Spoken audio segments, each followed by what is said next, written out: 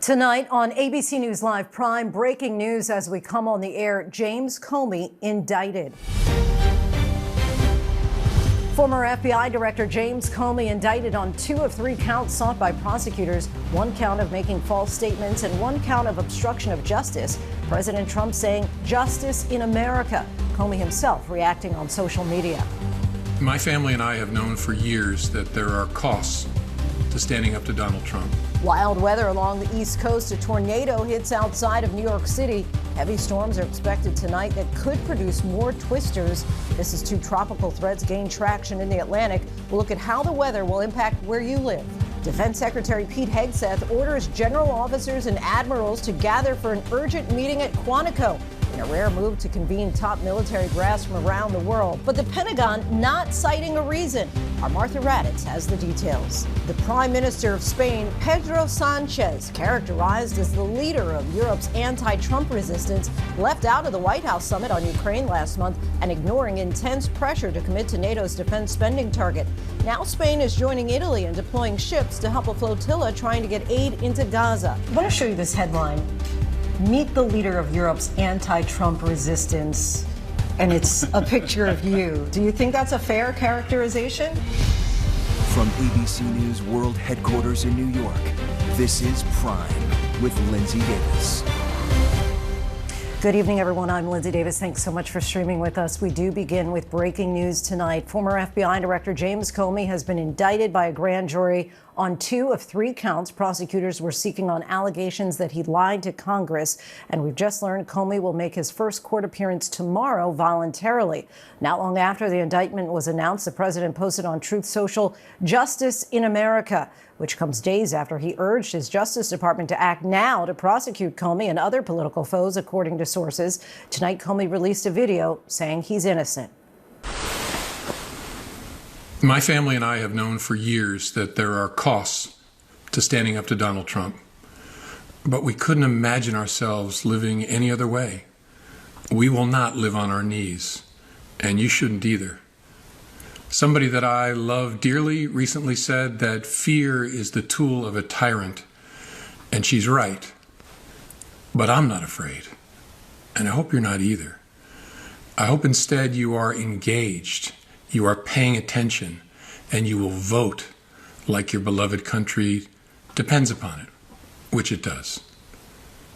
My heart is broken for the Department of Justice, but I have great confidence in the federal judicial system, and I'm innocent. So let's have a trial and keep the faith. And late today, Comey's son-in-law resigned from his post in the Eastern District of Virginia. That office is the office that brought this case. After tomorrow's court appearance, Comey will likely be released and appear on October 9th at 10 a.m. for his formal arraignment. Let's get straight to our Chief Justice correspondent, Pierre Thomas, with the breaking details. Tonight, one of President Trump's top political enemies, former FBI Director James Comey, indicted after the president urged the Justice Department to pursue charges. The case was brought by the new U.S. Attorney for the Eastern District of Virginia, Linsey Davis, who was once one of Trump's personal attorneys. Halligan was sworn in just this week after Trump complained the Justice Department was moving too slowly to prosecute his political foes, including Comey. The president said he hoped Halligan would get things moving. We have to act fast. If they're not guilty, that's fine. If they are guilty or if they should be charged, they should be charged. And we have to do it now.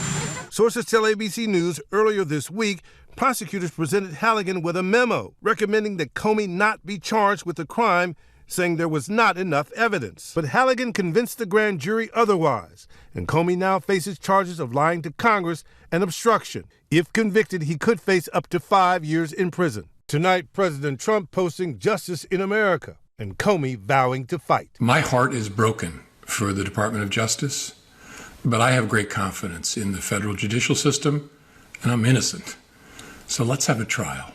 It comes as we learn DOJ is also now looking into reasons to indict a group funded by another Trump enemy, billionaire Democratic donor George Soros, who the president has said should be put in jail. Sources tell ABC News top federal prosecutors around the country received a letter this week from the Justice Department ordering them to investigate Soros's philanthropic organization, the Open Society Foundation. It listed potential charges to consider, ranging from material support for terrorism arson, wire fraud, and racketeering. Everything's on the table right now. A spokesman for Soros's group defending their work as peaceful and lawful, calling DOJ's move politically motivated attacks on civil society meant to silence speech. Our thanks to Pierre Thomas, and Catherine Folders joins us now. Catherine, how is President Trump responding to this tonight? Yeah, Lindsay, so President Trump is posting on Truth Social tonight. He says justice in America. He calls Comey one of the worst human beings in the country, beings this country has ever been exposed to, is James Comey. He says the former corrupt head of the FBI. He goes on to talk about the counts that Comey was indicted on, and then says, make America great again. So we obviously know that the president was aware of this, and he became aware of it shortly after, I'm told, the Attorney General Pam Bondi was notified to this. I believe that she placed a call to the president before he posted that on Truth Social. So that's what we are hearing from the president. I know other various government officials here have weighed in. So it's obviously comes after, as you and Pierre reported there, comes after a direct order from the president over the weekend and earlier this week to his former defense attorney, Lindsey Halligan, to bring these charges against Comey. And remember, none of the other prosecutors, Lindsey, in this office were on board with this. In fact, they recommended against it. So she did this by herself, and she did return an indictment on 2 out of the 3 counts that they were asking the grand jury to indict on. And so give us a little more color about how this all went down late today. Yeah, so this was pretty amazing. So as you know, all these federal courthouses are very different, and the way indictments are returned are very different as well. You can't really, in theory, observe this process happening. For example, I was in the D.C. District Court when the Trump indictments came down. You can't really see that happening. Well, one of our colleagues, Nicholas Kerr, was actually in the courthouse in the Eastern District of Virginia. They don't allow cell phones. You can't communicate in there. So he was really just locked in there waiting for some action to happen, which we thought wouldn't be the case. But he did report from inside the courthouse. He's saying that actually Lindsey Halligan entered a courtroom to have these indictments returned around this evening, around 6:45. She was obviously representing the government, and there was this 2-count indictment. But it got a little bit confusing because when I mentioned to you that there were 2, that she was indicted on 2 out of 3 counts, there were actually 2 separate papers. And the judge said something like, I've never seen this before. Why are there 2 indictments here? One that says he wasn't indicted on X, Y, and Z, and then another one that says he actually was indicted on an obstruction of Congress charge and of a lying to Congress charge. So the judge expressed a bit of confusion. The documents then had to go back and get revised, and it was all put into one document. But it's just representative of how Lindsey Halligan has never done this before. She's successfully got an indictment returned, but this was really her first time, Lindsey, appearing before a judge in this courthouse. And there was a bit of confusion there, of course, and it was interesting. The judge thanked the grand jury forewoman, and then she also noted that she did not believe a grand jury had ever convened this late in Alexandria. They were convened for a long time and were deliberating for quite some time. Catherine Folders, we thank you so much. ABC News legal contributor Brian Buckmeyer. Brian, thanks so much for joining us. Just explain these charges for us. So it seems, at least from a press release from the attorney's office in Virginia, that he's indicted on 2 counts. 1 count of making a false statement and another obstruction of justice. They say it relates to the Senate Judiciary Committee on September 30th of 2020, about 5 years ago or so, because that's close to the statute of limitations. When it comes to the charges, these are serious felonies. He does face up to 5 years in prison. The idea is that he's accused of making a false statement, knowingly so, and he did so to a material fact, one that, at least based on that committee hearing, he was asked directly, and according to the indictment, he said falsely. So explain to us what kind of probable cause a grand jury would need in order to decide an indictment is appropriate. So probable cause is a word I think that a lot of people use, but is often loosely defined, or probably not defined enough, I would probably say. Probable cause is when you have an articulable set of facts or circumstances that would lead what we in the judicial community says is a prudent person to believe that a crime did occur. And so the way that a grand jury works is there's 16 to 23 people. You only need 12 people to come to a consensus. And they're basically hearing, for the most part, one side of the story, because there's just the prosecutor presenting their facts as they see them in order to get that probable cause, in order to get these prudent people to believe that a crime occurred. That's enough for the threshold to bring this case to a judge. And then from there, Comey will be arraigned, and then we'll see this case kind of progress as we do with most felonies. And so what do you make of the fact that a prosecutor was just fired, a new prosecutor comes on, and now we have this indictment? So as a defense attorney, I think that's a lot for me to sink into, whether it be from making the motions that this should be dismissed, because if I would make an argument of malicious prosecution, there is an internal memo from my understanding of a prior prosecutor saying that they should not bring this forward for ethical reasons, as well as DOJ policies. There's also the auspice of, you see the president being very vocal in his social media presence of saying we have to go after James Comey, even after understanding this. And so I think there's going to be a lot of arguments that the judge, whoever gets assigned to this case, is going to have to hear as to make sense as to why this case is actually being presented. And then, of course, if this does go to trial, there are plenty of arguments to present in front of a jury as to why this was mismanaged, at least based on its beginning of how it started, to kind of poke holes in not just the case, but also say this shouldn't have been here, this is political in its basis. And so what happens at this point? Is Comey turn himself in? Is there a public arrest? So as Pierre said, he'd be treated like any other citizen or person in this country. I would imagine he has representation, and they have already reached out to the DOJ, and they're probably going to organize a surrender. I would think that this wouldn't be a situation where he's going to get arrested at his residence, but if this does take days or weeks, it is very possible the DOJ would pick up the former FBI chief and arrest him wherever he may be, residence or wherever he is operating. But I would imagine he had the opportunity to turn himself in. Our George Stephanopoulos talked with Comey back in 2018 and asked him about this possibility. Let's take a listen. The president says not only should you have been fired, but that you leaked classified information, lied to Congress under oath. For both of those infractions, he says you should go to jail. Yeah, that is not normal. That is not okay. First of all, he's just making stuff up. But most importantly, the President of the United States is calling for the imprisonment of a private citizen, as he's done for a whole lot of people who criticize him. That is not acceptable in this country. I hope people will read the book and see why the rule of law is such an important value in this country. And key to that is that the president doesn't get to decide who goes to jail. We wake up in the morning and see the President of the United States is accusing people of crimes without evidence and pronouncing them guilty and saying they should be in jail. All right, so he says that is not normal, not okay, not acceptable. Is it legal? Potentially, and that's what we're going to find out in this case. Because right now we have seen James Comey's words in terms of the Senate commissioner hearing. We've also read his book, if you've looked into it. And so now is where we test whether or not this is legal, whether this is someone who is chasing a case that doesn't exist and making it out of thin air, or in fact has the information and the facts to make this a legitimate case. We didn't think we'd probably get here initially, but the threshold for getting an indictment is relatively low. Now we see if the foundation and the pillars of the criminal justice system are in fact what we believe them to be, regardless of what this result could be. Brian Buckmeyer, appreciate your insight, helping us break it all down tonight. Thank you. We move on now to the unprecedented order today from Defense Secretary Pete Hegseth. Hegseth summoning hundreds of generals and admirals from around the world, including from global hotspots, for an urgent meeting in Quantico, Virginia. And Hegseth not telling those senior military officers what will be discussed. Here's our Chief Global Affairs anchor, Martha Raddatz. Tonight, in an unprecedented move, Secretary Pete Hegseth asking all U.S. general officers and admirals in command positions and senior enlisted leaders around the world to gather at the U.S. Marine Base in Quantico, Virginia. That means hundreds of senior officers. The Pentagon saying in a statement the Secretary of War will be addressing his senior military leaders early next week.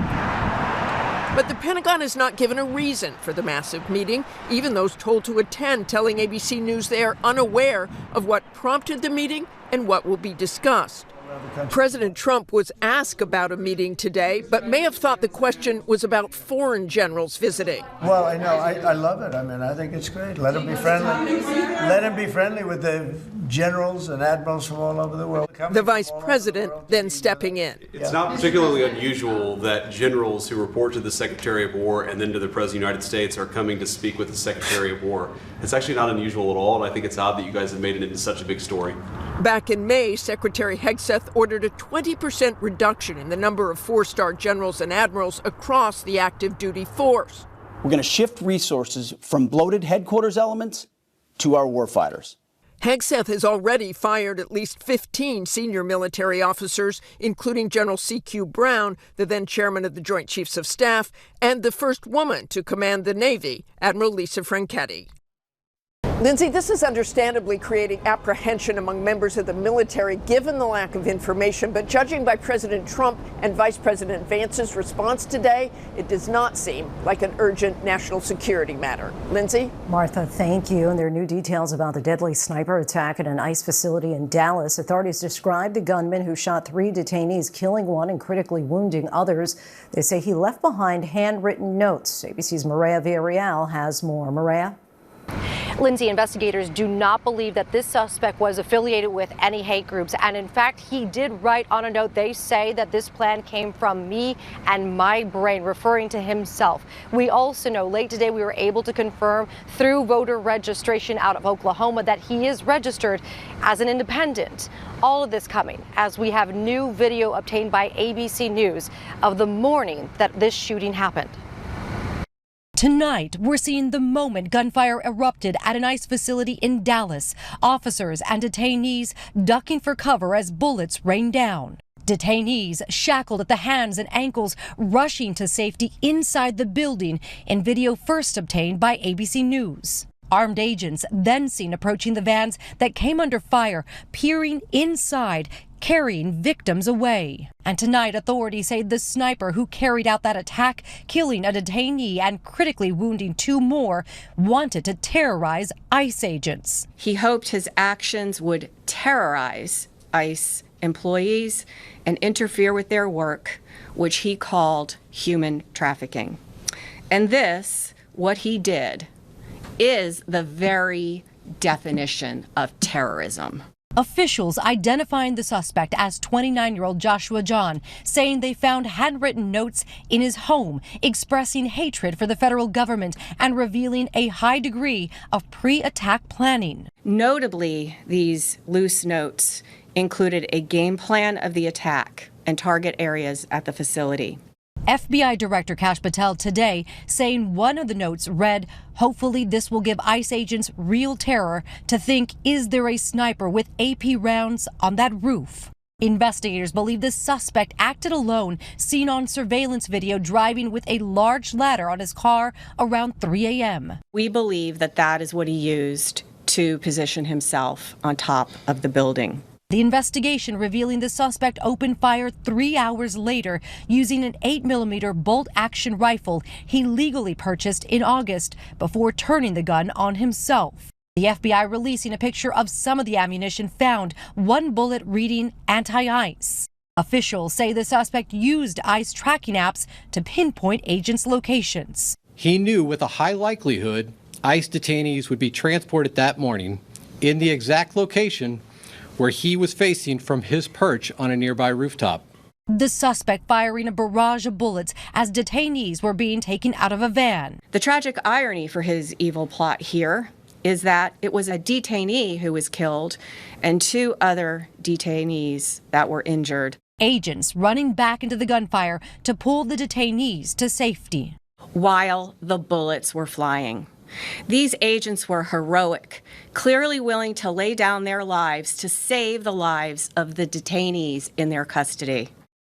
Maria Villarreal is back with us now. And Maria, what more are you learning, not only about the suspect, but also the detainees that he shot? Well, you know, Linsey, late today I was able to get a hold of the Mexican consulate's office. They tell me that, in fact, one of the detainees that was wounded is from Mexico. They are currently being treated here in Dallas at a local hospital, and their family has been notified. All of this still happening right now. As you see behind me, this facility is actually shut down for now, heavily guarded, as the investigation is still very active here. Maria Villarreal for us from Dallas. Thanks so much, Maria. 2 tropical systems are gaining strength off the U.S. coast. Plus, there are strong storms in the Northeast, even a reported tornado in Hopewell Junction, New York. Lee Goldberg from our New York City station, WABC, is tracking it all for us. Hi, Lee. Hi, Lindsay. A concern definitely growing for the southeast coast. I mean, this storm hasn't even formed yet, but they may be a close call as we go into early next week.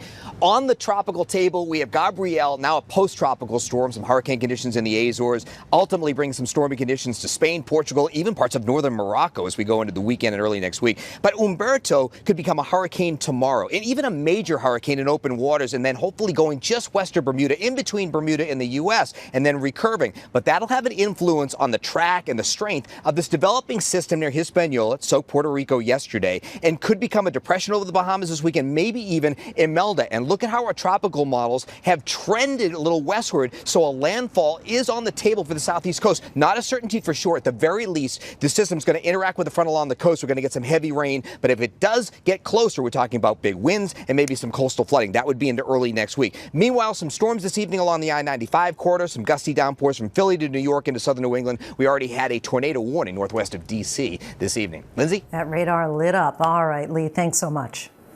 There is news out of the Middle East tonight, with Israel striking more than 170 targets across Gaza over the past day and retaliating against the Houthis in Yemen. Houthis sending drones into southern Israel yesterday. Our Patrick Reevell has the latest. Hi, Patrick. Hi, Lindsay. Israel today carrying out intense airstrikes on Yemen in retaliation for a Houthi drone attack a day earlier. Israel saying that at least 20 fighter jets hit military headquarters and other targets in the capital, Sana'a.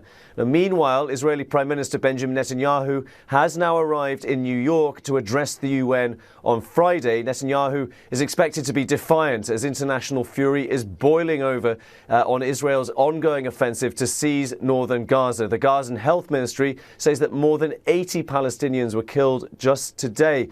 Hundreds of thousands are also again being forced to flee. Attention is also now on this flotilla carrying aid and pro-Palestine protesters trying to reach Gaza after it was attacked by drones. The flotilla of around 50 small civilian boats is crewed by ordinary volunteers and activists, including the climate activist Greta Thunberg. They've been trying to deliver aid to Gaza and also to protest Israel's humanitarian blockade. On Tuesday, the boats were attacked by about a dozen unidentified drones. People on board saying that the drones dropped stun grenades, video showing flashes and people diving for cover. Now, Israeli officials have vowed to stop the flotilla, calling those on board terrorists. But tonight, Spain's Prime Minister saying he is sending a warship to escort the flotilla. Italy has also sent a frigate, saying it's to protect its citizens, and this is remarkable. Previous flotillas like this have never had such support, and it perhaps reflects the anger towards Israel in Europe right now. Lindsay? Patrick, thank you. And as he just mentioned, Spain is one of the countries helping that flotilla securely get to Gaza. And the Prime Minister, Pedro Sanchez, has committed naval assistance to make sure that happens. He's been one of the few leaders in Europe willing to take a stand against Trump administration policies. We sat down with him on the heels of his week at the UN to talk about Gaza, immigration, and his relationship with President Trump. You spoke this week at the UN about what's happening in Gaza. At one point, you said we have to stop the slaughter. After meeting with world leaders, do you feel any closer to that goal? Not yet, but it's true that last Monday we achieved a very important milestone, which is the recognition by a large majority of countries within the General Assembly of the Palestine statehood. And I think this is one of the parts of the equation. We need to recognize the state of Palestine.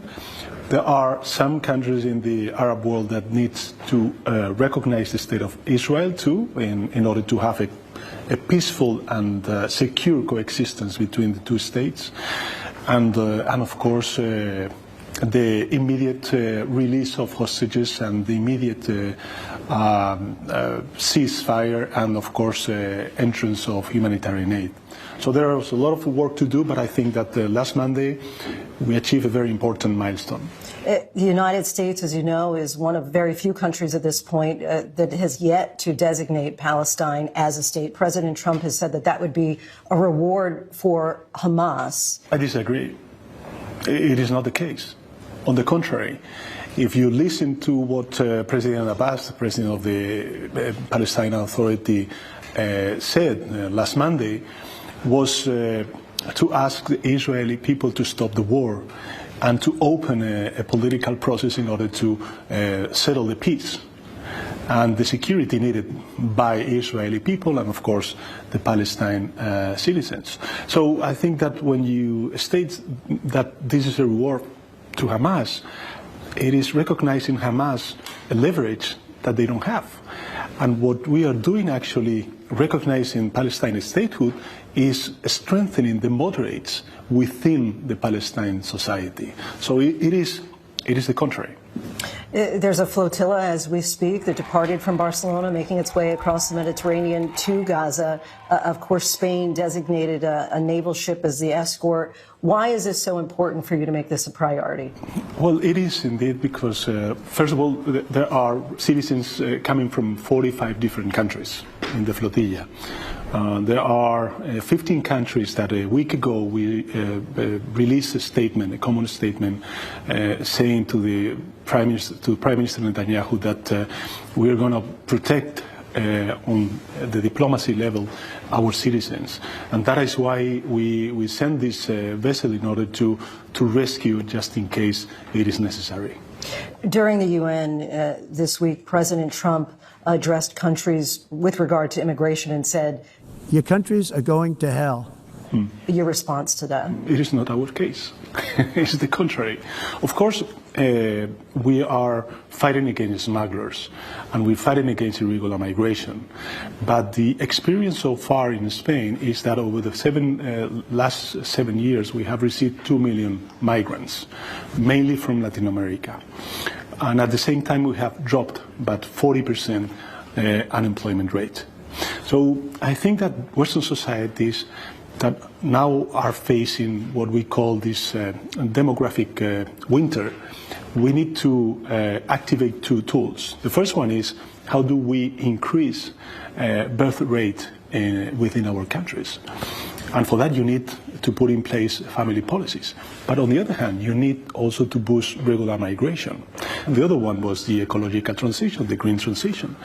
So far in Spain over the last 7 years, thanks to the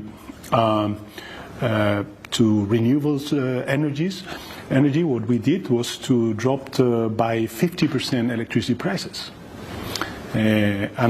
Because nowadays we have 60% of our electricity is generated from renewable sources, thanks to that, well, we are boosting the industrial production growth, and we have electricity price which is like 30% lower than the European average. You can boost your economy, and you, of course, can face very important challenges as the one on climate change and this winter, the demographic winter.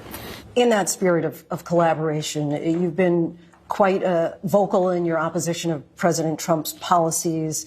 He recently had a number of European leaders at the White House. You were not invited. President Trump has said, "I only do business with people I like. When I don't like them, I don't like them."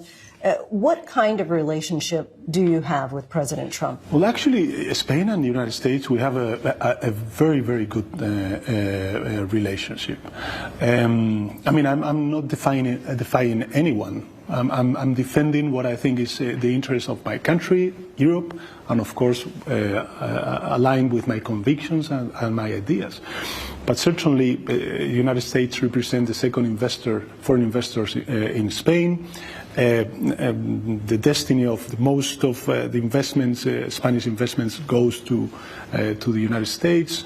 So there's a very important and a strong relationship between the U.S. and Spain, and therefore, of course, between the European Union and the United States. I disagree with some of the let's say, policies. But, of course, I respect and I'm looking forward to have the best relationship with the U.S. administration. I want to show you this headline. Meet the leader of Europe's anti-Trump resistance. And it's a picture of you. Do you think that's a fair characterization? Well, I defend my ideas, my convictions, and as Prime Minister of a country, of an important country within the European Union, the project, I defend the interest of my country. And I'm, by the way, if you see the outcome, we are growing and we're representing more or less 30–40% of the total economic growth of the Eurozone. We have more than 22 million people working in Spain, which is, never happened before. And we are able to, boost our economic growth while we are reducing gas emissions, CO2. So what I'm trying to say is that it is possible to rise wages while you are creating jobs. It is possible to reduce gas emissions while your economy is growing. It is possible to to have a strong welfare state while at the same time you are reducing the public deficit or the public debt. This is happening in some countries, and one of these countries is Spain.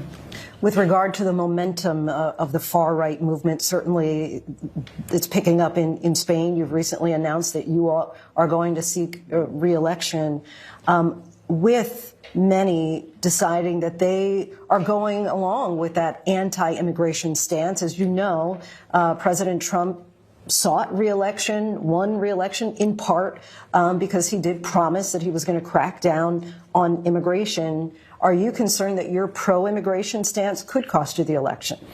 But let me add that I'm pro-regular migration, which I think is very important because, of course, one of our duties as prime ministers, in my case, is to keep border control, and this is something that we're doing. But on the other hand, what we need is also migration, regular migration, in order to, to not only to respond to a moral issue, because at the end of the day we're talking about human people. I think it's a big mistake to, let's say, to say that a migrant is a potential criminal, which is not the case. It is not the case. But it is true that we need that regular migration. Prime Minister, thank you so much for your time. Thank you. Really appreciate it. Thank you. Coming up, the looming government shutdown, the new threats to federal workers if a deal is not made. Then a mountain biker falls more than 40 feet down an embankment and is stranded for hours. How he was finally found. Flames seen shooting from a plane engine. What Delta now says about that fiery incident.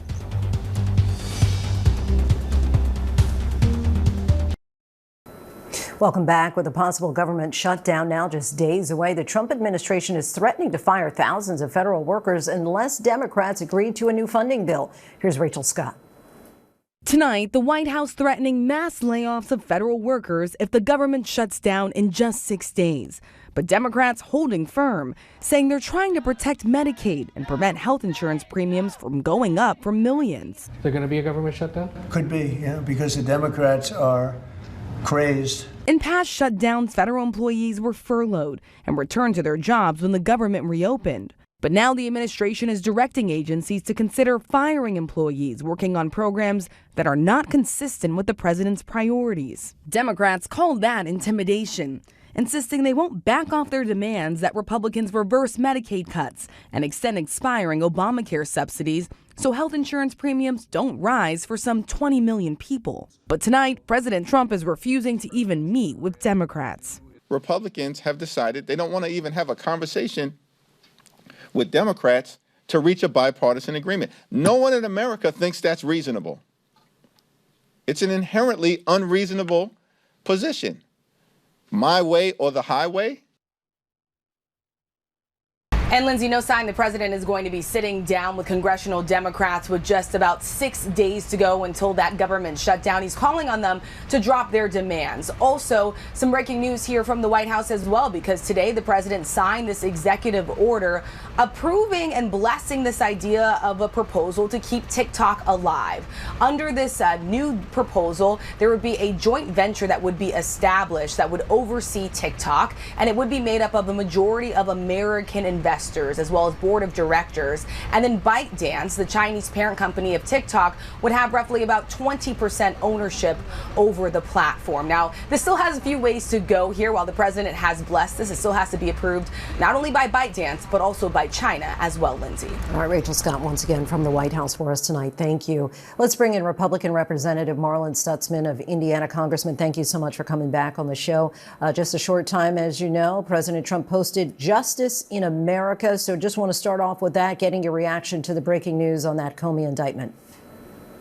Well, good to be with you, Linsey. You know, I think, again, that this is one of those situations where the Department of Justice has to follow the evidence. They have to follow the facts. Lying to Congress is a very serious offense.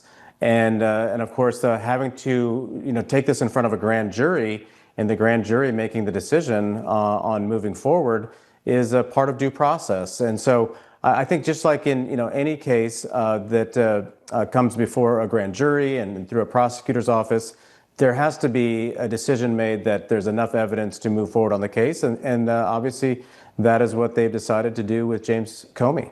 As you know, though, this is something that President Trump has said that he wanted for years. When James Comey was asked about this possibility back on Good Morning America in 2018, he said that it is not okay, it's not normal, not acceptable in this country. As you know, there was a prosecutor who suggested that he didn't feel that the charges were appropriate. He was then fired. Now a new prosecutor has come in. Your reaction with regards to the law of it all? Well, as far as the political side, look at what happened to President Trump.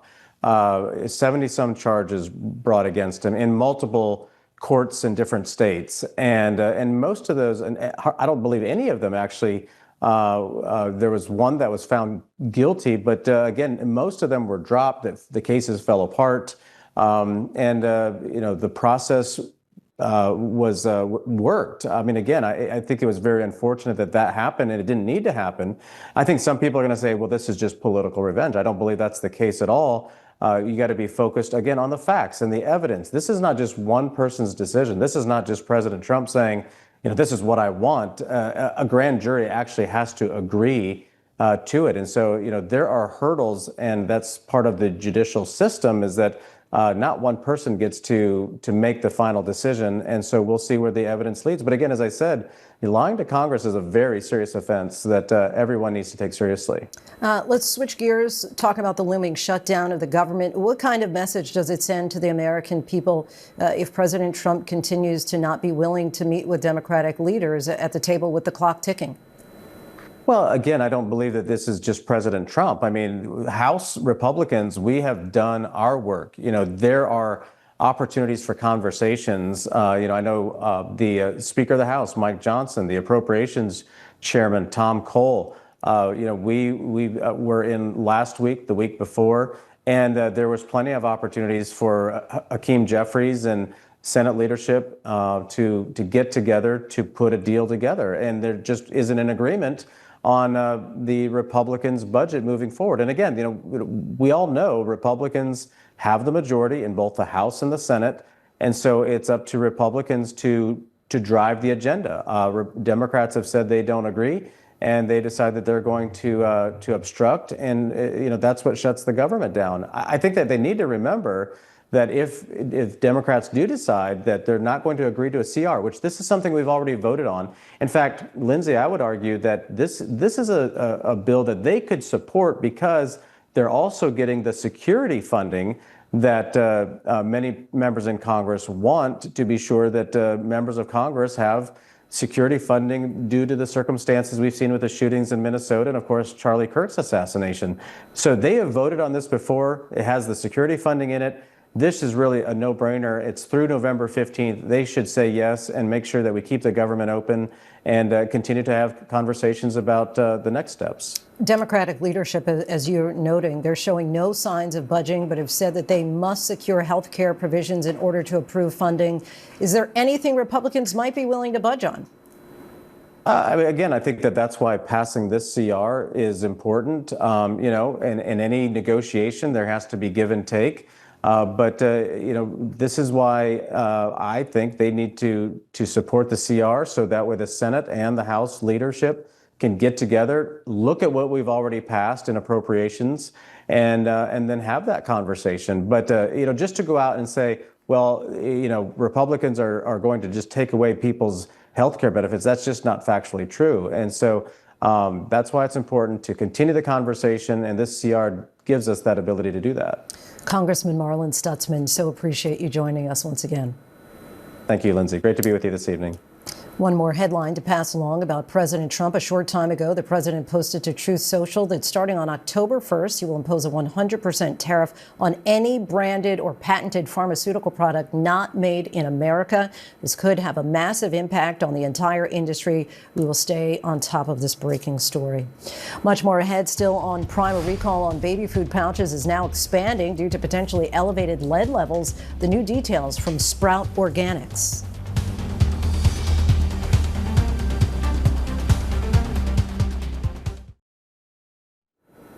Video appears to show flames shooting from a plane engine. Starbucks announces major changes, and meet the FIFA 2026 World Cup mascots. These stories and more in tonight's rundown.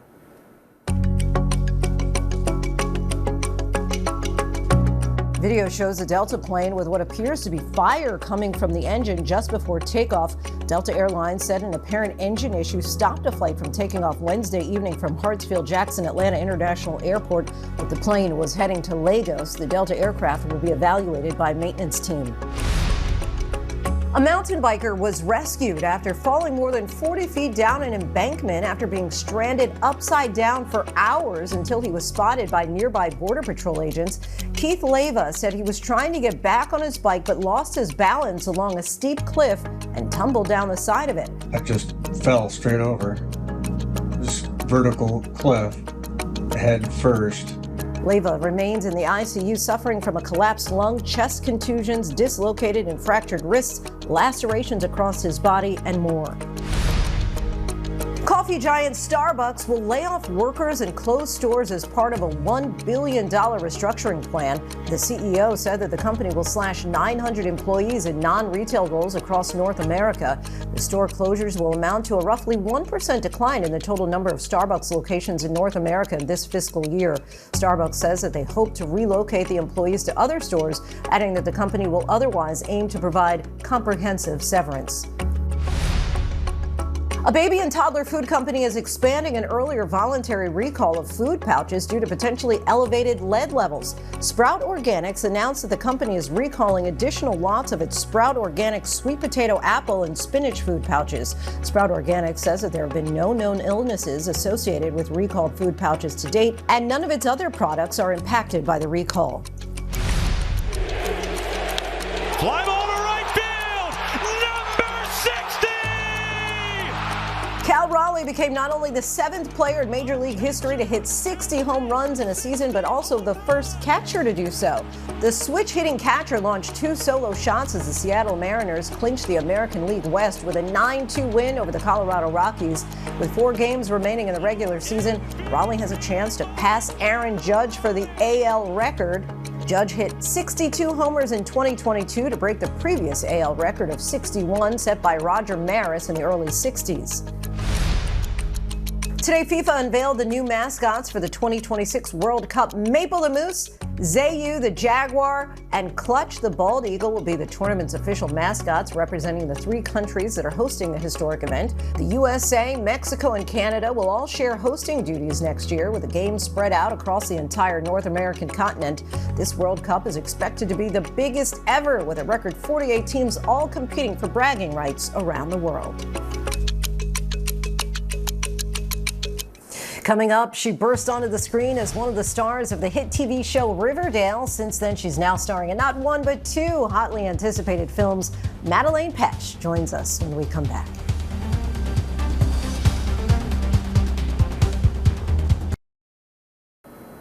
Welcome back, everyone. Actress Madelaine Petsch burst onto the screen as one of the stars of the hit TV show Riverdale. Now she's starring in 2 hotly anticipated films. Our Ashin Singh has more. Come on, Sheriff. We all want to hear about who killed that young couple. Why are you doing this to us? Because you're here. The girl didn't die.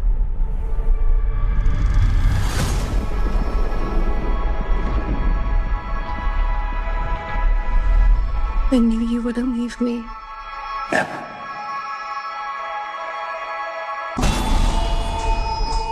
Madelaine Petsch, thank you so much for joining us. Thank you for having me. I'm happy to be here. It's the start of a crazy couple weeks for you. We got 2 new projects out for you. Maintenance required in a couple weeks. But first, The Strangers, Chapter 2. How are you feeling? I'm feeling really good. Yeah, I'm really excited for people to finally see this movie. What was it like breathing life into this title that is iconic back from 2008? It's very beloved, even by me. That was my favorite horror film back in the day. It was intimidating, I'll be honest. It's a piece of IP I really wanted to do justice to. Yeah, tell me a little bit about Maya literally picking up where she left off, because she's on her own this time.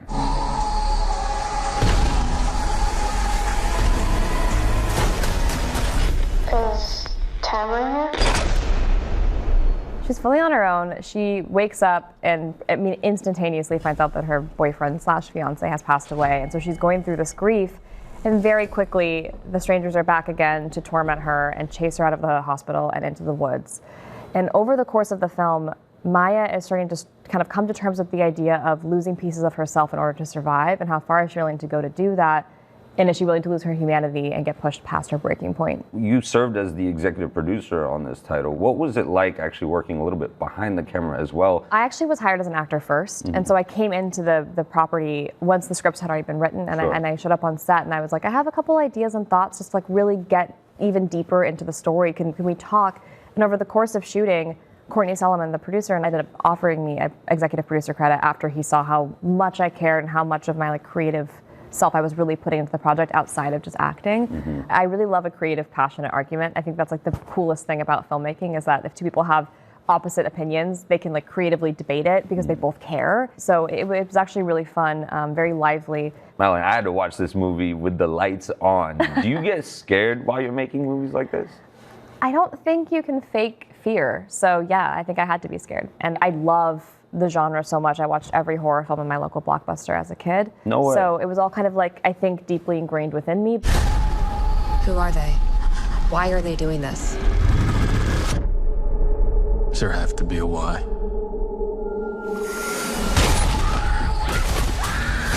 It's a pretty physical performance for you. Did you have to work out? Were you training for this role? I wish I had time to train. I got offered this role 3 weeks before production started in Slovakia. No physical training whatsoever, but I think that maybe was what made it so fun and challenging, was that I just had to jump in head first.